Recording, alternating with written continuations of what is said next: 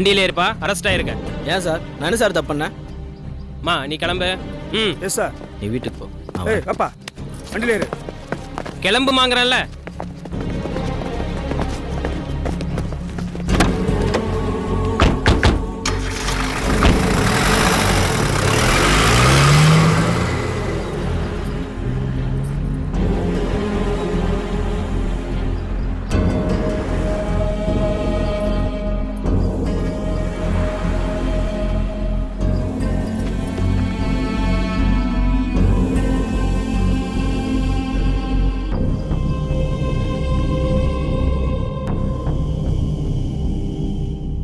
இப்போ நீ என்ன சொல்கிற?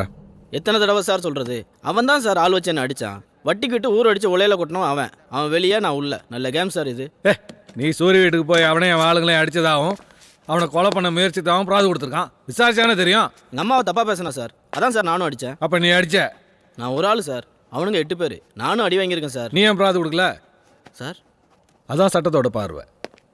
ஆமாம் சார், கொலை பண்ணுறவன் விட்டுட்டு ரோட்டில் தம் அடிக்கணும், செவத்தில் ஒன்றுக்கு போகிறவனையும் பிடிக்கிற போலீஸ் தானே சார் நீங்கள்?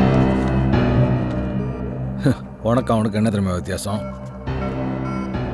சமூகத்தில் அந்தஸ்து உள்ளவனுக்கு இல்லாதவனுக்கு என்ன தெரியுமா வித்தியாசம்? அவங்க சட்டத்தையும் சட்டத்தில் உள்ள ஓட்டையும் பயன்படுத்திக்கிறாங்க.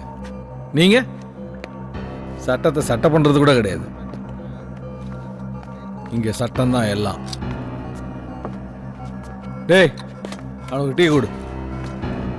வேணாம் சார், நான் போலீஸ் ஸ்டேஷனில் பச்சை தண்ணி கூட குடிக்கிறது இல்லை. டேய் ஒண்ணு கேட்கடா. பண்டார பழனியப்பா கொஞ்சம் நவுந்து கேளுப்பா.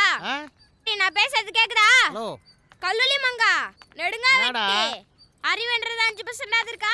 ஏய் அர்ஜி ஒண்ணு கேட்கல. மட சாம்ராணி ஹலோ பேசுறது காதுல வச்சா எப்படிடா ஆட கேக்கும்? போடா ஒண்ணு கேட்கல.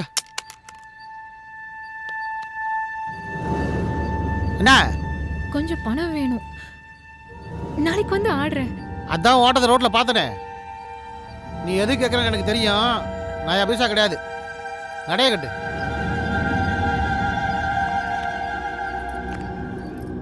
அடியாய் உன் பாயில நான் தான் படுப்பேன். உன் முந்தானை என் நெஞ்சு மேலதான் கிடக்கும். அது மாறுச்சு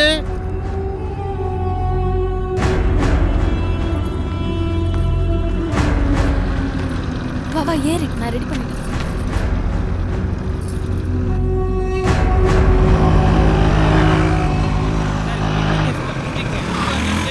சார், இந்த கேஸை ஒழுங்கா முடிச்சு கொடுக்கல, இந்த ஏரியா பக்கமே நீங்க தலை வச்சு பையனை உள்ள வச்சு அடிச்சிட்டாங்க. எனக்கு பணம் கிடைச்சதா? இந்தா, நீ கேட்ட பணம் இதுல இருக்கு. அழுவாதீங்கம்மா. சார், பீஸை வாங்கினா பிச்சுக்கிட்டு ஓடிடுவீங்க. பையனை கூட்டு வந்தாதான் மீதி காசை தருவேன். புரியுதா? போங்க. ஒன்றும் ஆகாது, அதான் வக்கீல் வந்திருக்காருல்ல. நான் பாத்துக்கிறேன்ப்பா, நீ போ. அம்மா, வக்கீல் கூட்டு வந்துருவாரு, உட்காருங்க.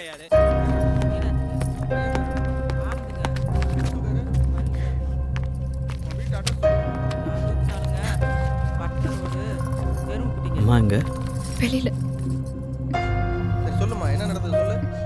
7 நேரம் வீட்டில் படுத்துருந்தேங்க. கதவு தட்டுற சத்தம் கேட்டுச்சு. யாரான்னு வந்து எட்டி பார்த்தேங்க. அப்புறம் பழைய நகையெல்லாம் பாலிஷ் போட்டு தரேன்னு ஒருத்தர் நின்றுட்டு இருந்தான். நானும் அதை நீ போலாம்ப்பா. கூட்டிட்டு போலாமா? கொடுத்துங்கய்யா. வெறும் வயித்தோட இருக்கான். நகை பாலிஷ் ஏதாவது சாப்பிட வாங்கி கொடுத்து கூட்டு போங்க. தாகமா இருக்குதுன்னு தண்ணி கேட்டாங்க ஐயா. நான் போய் சொம்புல தண்ணி கொண்டு வந்து கொடுக்கறதுக்குள்ள அந்த 10 பவுன் நகை எடுத்துக்கிட்டு ஓடி ஒரு போயிட்டேன். நிமிஷம் இரு. அதுக்கப்புறம் தான் தெரிஞ்சுது. தெருவில் 4-5 விட்டு இப்படி பண்ணிட்டு போயிட்டேன். அந்த படுபாவி பையன். நீங்க தான் தயவு பண்ணி எப்படியாவது நகை சார், வரவும் போறவங்க ஏமாந்துட்டு ரைட்டர் யார் சார்? சரி சரி கம்ப்ளைண்ட் கொடுத்துருக்கீல்ல, வந்து விசாரிக்கிறேன் போ.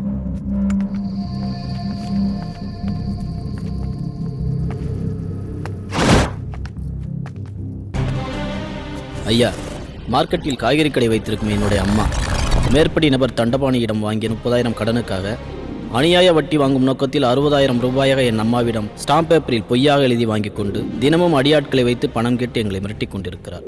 அநியாய கந்து வட்டி வசூல் செய்து வரும் தண்டபாணியை கைது செய்து சட்டப்படி நடவடிக்கை எடுக்க வேண்டுமாய் பணிவுடன் கேட்டுக்கொள்கிறேன். இப்படிக்கு எம் யோகா.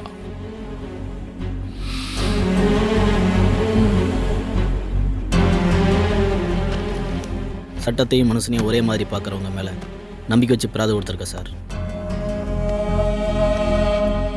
சிஎஸ்ஆர் காப்பி வாங்கிட்டு போ. சரிங்க சார்.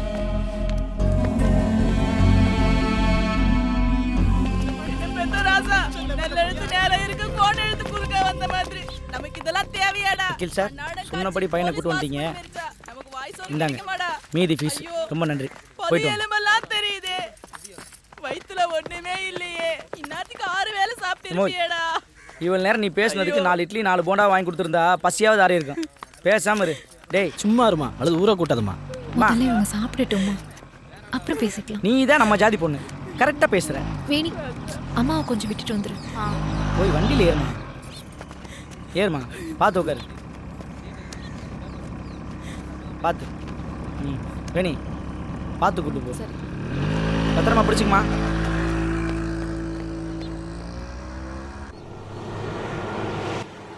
அதுக்கு யார் வழி தருது? சரி, நான் பார்த்துக்கிறேன். நம்ம வீட்ல போலீஸ் வண்டியா?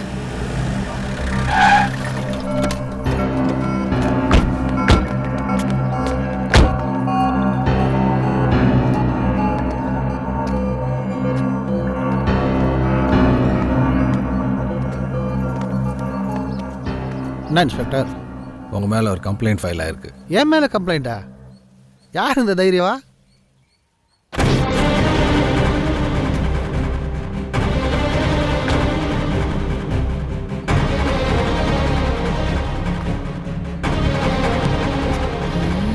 ஸ்டேஷன் வரைக்கும் வரீங்களா? என்கொயர் பண்ணோம். வர்றதுல ஆட்சேபம் இல்லை இன்ஸ்பெக்டர். எனக்கு உலகத்தில் இருக்க எல்லா வியாதியும் இருக்குது. நம்புங்க. பிளாடர் பிரச்சனை 1 மணி நேரத்துக்கு ஒருக்கா 1க்கு போகணும். ஃபைல்ஸ் பிரச்சனை 2 மணி நேரத்துக்கு ஒருக்கா 2க்கு போகணும். ஒரு நாளைக்கு 5 வேளை இன்சுலின் போடணும், 10 வேளை மாத்திரை சாப்பிடணும். பிபி காலையில் மேலே இருக்குது, சாயந்தரம் கீழே இருக்குது. அதனால் சிரமம் இல்லாமல் இங்கேயே. உங்கள் மேலே கந்து வட்டி வசூல் பண்ணுறதா புகார் இருக்குது. வட்டி வாங்குறது காசு கொடுத்துருந்தா தானே? நான் தான் பணம் கொடுக்கவே இல்லையே. நடிக்காதரா, பணம் கொடுக்காம எப்போ தினமும் வட்டி வாங்கினேன்? கேட்டுக்கிட்டு இருக்கேன்ல, குறுக்கு போந்து மரியாதை இல்லாமல் பேசக்கூடாது. நானே என் பொண்டாட்டி புண்ணியத்தில் கஞ்சியோ கூழோ குடிச்சு காலத்தை ஓட்டிகிட்டு இருக்கேன். நான் எங்கேருந்து சார் வட்டி கூட போகிறேன்? மார்க்கெட்டில் விசாரிங்க சார், ஊருக்குள்ளே கேளுங்க சார். சரி, நான் வட்டிக்கு விட்டதுக்கு ஆதாரம் இருக்கா? சார் பணம் கொடுக்கும்போது 30,000க்கு 60,000 ஸ்டாம்ப் பேப்பரில் அவர் தான் சார் எழுதி வாங்கினாரு. அதோட காப்பி இருக்கா? உலகத்துக்கே தெரிஞ்ச விஷயத்துக்கு எப்படி சார் ஆதாரம்? டெய்லி வசூல் பண்ணுறத வீடியோ தான் சார் எடுத்து கொடுக்கணும். அதெல்லாம் எனக்கு தெரியாது. பட் ஆதாரம் இருக்கா இல்லையா? இல்லை சார். ஆதாரம் இல்லாத எந்த புகாருக்கும் நடவடிக்கை எடுக்க முடியாது. கிளம்புங்கய்யா. இன்ஸ்பெக்டர், இவ்வளோ நேரத்தை வீணாக்கிட்டு ஒரு காப்பி தண்ணி குடிக்க சில்லறை கொடுத்துட்டு போகக்கூடாதா?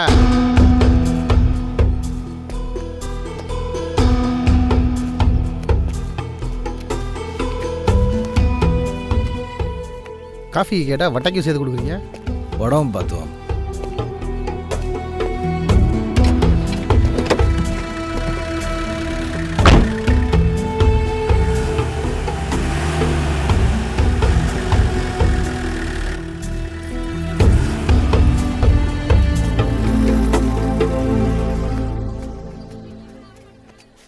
ஊரில் ஏகப்பட்ட பேர் வட்டிக்கு வாங்கியிருக்கான்.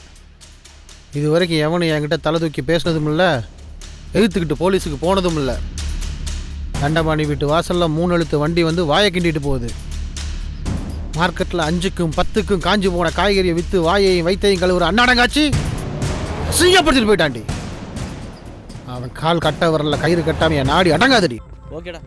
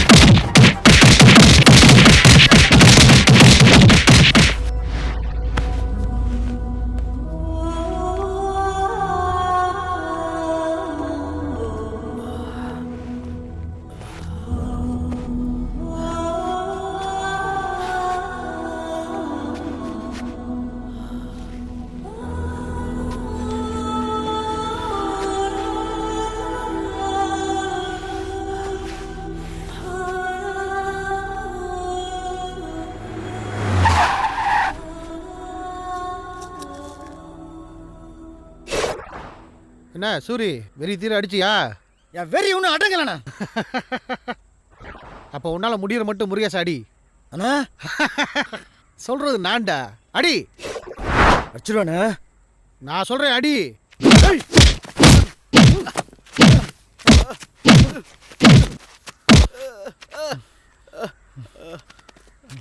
இப்போ என்ன செய்யறேன்னா தெரியுண்ணே. என்ன யோகா உங்களை அடிக்க வந்தான், தடுக்க வந்த என்ன இந்த நிலைக்கு ஆளாக்கிட்டான்னு போலீஸ் ஸ்டேஷனில் பிராது கொடுக்கணும். இந்தா கிளம்பு. குடி. நல்லா அடிச்சியா? இப்போ சந்தோஷம் தானே? வீட்டுக்கு ஒரு கட்டு கொடுத்து அனுப்பு. சாப்பிடு. உலகத்தில் ரொம்ப பாவியும் ரொம்ப கொடுத்து வச்சதும் நாம தான். நீ ரெஸ்ட் எடு. கர் என்ன கொஞ்ச நேரத்துக்கு முன்னாடி சீண்டாம இருந்தது, இப்போ ரொமான்ஸ் லுக்கெல்லாம் வருது. போன பிறவியில் நீ ஏதோ பாவம் பண்ணியிருக்க. அதனால தான் உனக்கு நான் புண்ணியம் பண்ணியிருக்கேன். எப்படி? நீ எனக்கு கிடைச்சிருக்கல்ல. சீ.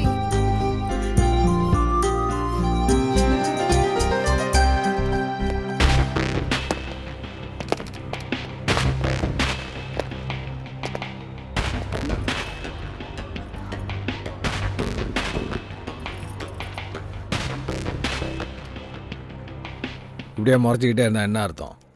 காசு இல்லாதவங்க கத்துனா காதில் விழாது சார். சாட்சி அப்படி இருக்கு. ரத்தம் வர வரைக்கும் பிரச்சனை இல்லை. பந்தா செக்ஷன் வேறு சேஞ்ச். நீ தான் காரணம் கம்ப்ளைண்ட் ஃபைல் ஆயிருக்கு. என்ன நடந்தது நீ சொல்லு. சார் சட்டமும் சாட்சி என்ன சொல்லுதோ அதை செய்யுங்க சார். யாருக்குடா? அதில் சாப்பிட மாட்டார் போ. போறீங்க சார் நான் சாப்பிட்றேன். காலேஜ் இவன் வேற காலேஜ். மொத்தம் அடிச்சிருந்தா காலேஜ் போறீங்களா? போலீஸ்காரங்களுக்கு என்ன வேற வேலை இல்லைன்னு நினைச்சிட்டு இருக்கிறியா?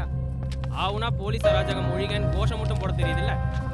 இனிமேல் அடி தடின்னு ஏதாவது போலீஸ் ஸ்டேஷன் பக்கம் வந்தீங்க முட்டிக்கு முட்டி தட்டி விடுவேன். கையெழுத்து போட்டு போ. உனக்கு மட்டும் தனியாக சொல்லணுமா?